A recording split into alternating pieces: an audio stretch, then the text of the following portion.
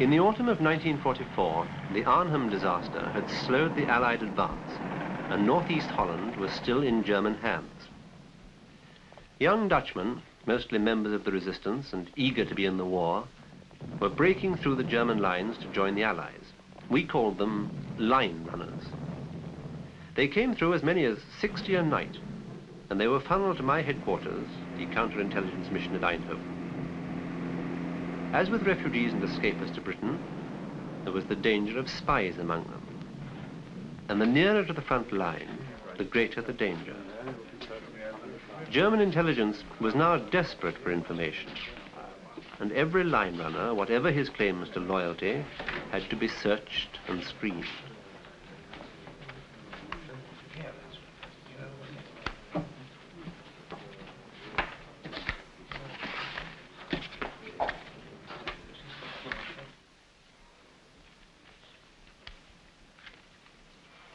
It is an essential part of counterintelligence work that personal belongings should be thoroughly examined before the main interrogation begins.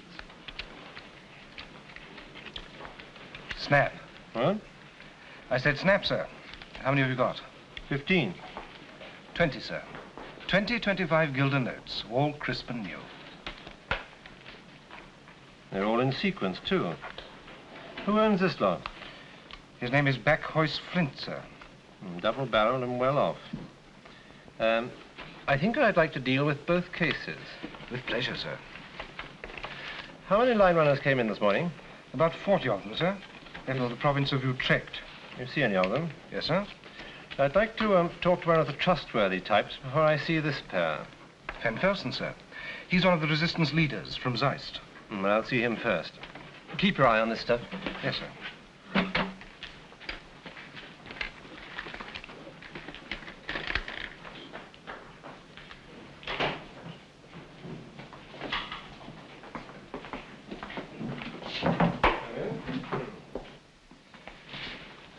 Will you sit down, please? Thanks. Van Velsen, isn't it? Yes, sir.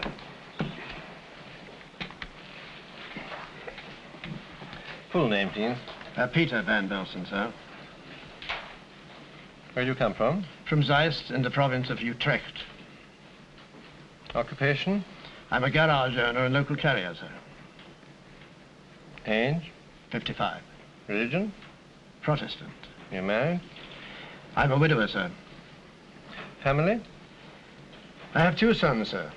The eldest boy, Peter, he was taken by the Germans. He's somewhere in Germany now, I hope. The youngest one, Johannes, he came with me, sir. Why did you leave Zeist? Well, the town's now in the front line, sir, so we did what we could and crossed the line. Just you and your son? Oh, no, the whole group, sir. I'm the leader of the resistance from Zeist. My bandage may be of interest to you, sir.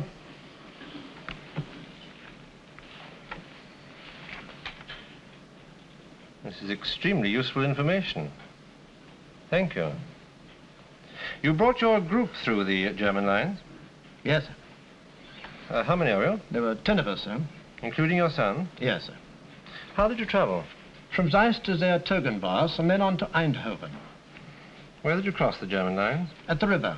You have any trouble? Oh, no trouble at all, sir. We know the area well. We crossed by night. Did you see any Germans? Yes, on the roads. In defense positions? Only at the bridges, sir. They were marching north.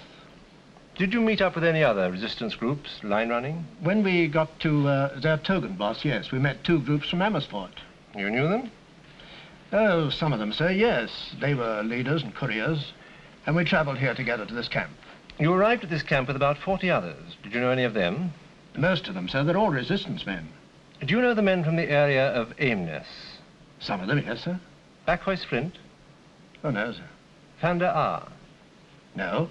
You haven't even heard those names? No, sir, but that doesn't mean very much. Perhaps you'd better ask one of the others. How many of this morning's group do you know? Or rather, how many are not known to you? Oh, 7 or 8, sir. But as I've just said, that doesn't mean very much. But most of those 7 or 8 would probably know you. Oh, yes, sir. Well, now that you're through the lines, what do you intend to do? The young ones want to join the army, sir, the Princess Irene Brigade, but I don't think they'll be much use to you. They need feeding. They haven't had enough food in months. They haven't the stamina to be a soldier. By the time they've been rested and have been made fighting fit, the war will be over. I hope so. And you? Well, anything you say, sir. I'm a good mechanic, and I can drive a vehicle. But I should so much like to get back to my garage when Zeist has been liberated, sir. I'll see that you do. Thank you. I'll keep this, if I may. Well, that's all for the moment. I'll see the rest of your group later. Thank you. Thank you, sir. Will you bring in back Hoist Flint, please? Right.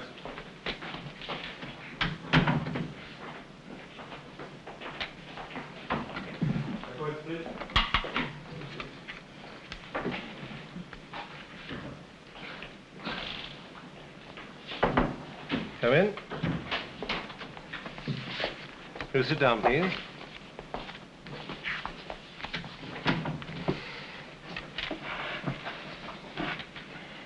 Name? Hoist Flint, sir. Occupation? Farmer. Age? 37. Religion? Protestant. You married? No, sir. Where are you from? Or where do you farm? The province of Utrecht, sir, near Amos, about 4 miles from Amos. Large farm? No, sir. 30 acres. When did you leave your farm? Oh, 4 days ago, Tuesday morning. Why did you leave? The war, sir. I've come to enlist in the Dutch army. Utrecht is still occupied. Where did you cross through the German lines? Viken, sir. Did you have any trouble, or is the line thinly held there? Oh, it must be, sir. I had no trouble. Did you see any German units in defensive positions? I saw Germans, sir, on the roads north of the river, but, no, they weren't in defense positions. They were just moving on the roads. Did you see any defense positions on your journey? My farm, sir. My farmhouse and the barns were taken over by the Germans on Tuesday morning. That's why I got out. Which German unit took your farm, do you know? I don't know, sir, but it was artillery. There were 3 large guns and about 30 men. But I don't know which unit. They drove in before I was awake, started digging places for the guns and searching my buildings. I left. I see. Tell me, why are you carrying so much money with you? Well, it's my savings, sir. The Germans arrive before you're awake. They begin to search your buildings. Very rightly, you grab your money and you leave. But you can't have been saving for very long, can you? I'm not that sort of man. I know what they say about small farmers, but I'm honest. Oh, I don't mean that. You're a small farmer, and these are your savings. But the notes are all new and clean, and they're in numerical order. How could that happen? Well, I didn't keep my savings under the mattress, if that's what you think, sir. I bank my money. Go on. When the Germans moved in, I told them I had some business in the town. Where? Amos. But the Germans are in Amos. Are the banks still open for business? Yes, sir. I drew all my savings out that morning. I cleared out and came here. How did you travel? Well, the Germans wouldn't let me take my cart, sir. I traveled on foot. Alone? Yes, sir. Didn't you travel with one of the resistance groups? No, sir. But I helped the resistance. I worked with them. There are other resistance workers here, some of them from your province, some of them from Amos. Why didn't you travel with them? Oh, I didn't know about that, sir. I wasn't with a group. I worked on my own, just did what I could to help. What kind of help? Well, supplying food. They always came to a farmer for food. And if anyone was to be hidden, I helped. I once hid an English airman for 3 weeks. Oh? What was his name? I don't know, sir. He was young. I think he was a fighter pilot. What happened to him? One night, 2 of the resistance men came and took him away. I just did my bit, which was hiding him on the farm. And when the resistance men left Amos, they didn't tell you? No, sir. My farm was some miles away. When the Germans took my farm, well, perhaps that's why they couldn't come to tell me. Maybe. When the Germans took your farm? Well, I just drew out my savings and cleared off. I didn't wait to tell anybody. What other work did you do for the resistance? Well, it was mostly on the railway line, sir. The line from Amsterdam to Arnhem runs near my farm. What did you do? It was nothing very important, sir. Sometimes at night, I'd go down to the line. If there were no guards about, I'd loosen some of the sleepers, try to derail the next train. Did you succeed?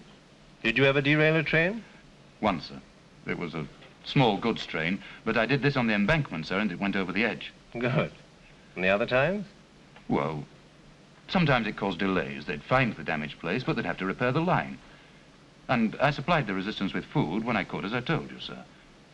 Sometimes they had meetings at my farm. Sometimes I hid them there at night. Can you tell me their names? No, sir. Why not?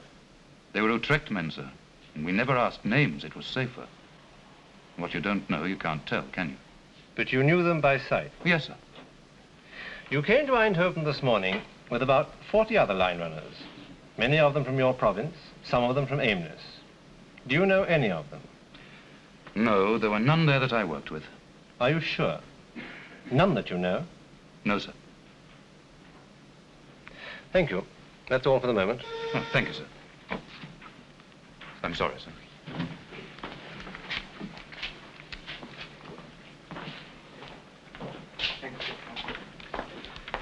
Another 30 have been funneled in, sir. Here are their names. Thank you. Would you have Fanta R brought in, please? Yes, sir.